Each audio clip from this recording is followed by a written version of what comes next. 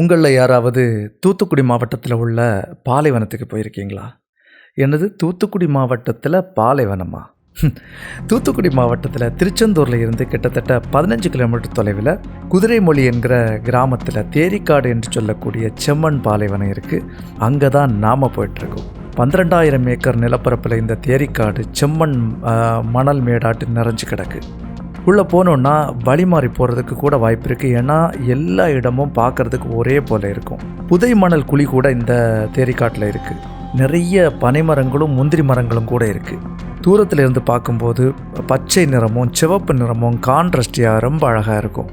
இந்த தேரிக்காட்டில் ஒரு அழகான ஐயனார் கோயில் இருக்குது. கோயிலோட பெயர் கற்குவேல் ஐயனார். இந்த கோயில் இந்த பகுதியில் வாழ்கிற மக்களுக்கெல்லாம் குலதெய்வமாக விளங்குறாரு. இந்த பகுதியில் இருந்து நிறைய மக்கள் இடம்பெயர்ந்து மதுரை, சாத்தூர் மற்றும் பல பகுதிகளுக்கு போயிருந்தா கூட இந்த கற்குவேல் ஐயனார் தான் இப்போவும் குலதெய்வமாக வணங்குறாங்க. கற்குவ மரத்துக்கு அடியில் இந்த ஐயனார் தோன்றியதால் கற்குவேல் ஐயனார்னு அழைக்கப்படுறாரு.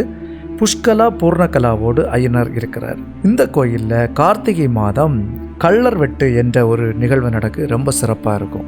அமைதியான காட்டுக்குள்ள எந்த ஒரு ஆரவாரமும் இல்லாமல் பிரம்மாண்டமான செம்மண் பாலைவனத்தை ரசிச்சுட்டு சாமி தரிசனமும் செய்யணும்னு நீங்கள் ஆசைப்பட்டீங்கன்னா தேரிக்காட்டுக்கு வாங்க, என்ஜாய் பண்ணிட்டு போங்க.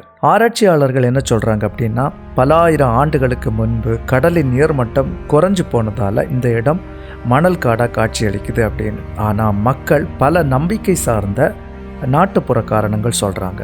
நான் இந்த இடத்த ரொம்பவே என்ஜாய் பண்ணேன். நீங்கள் எப்போ என்ஜாய் பண்ண போகிறீங்க?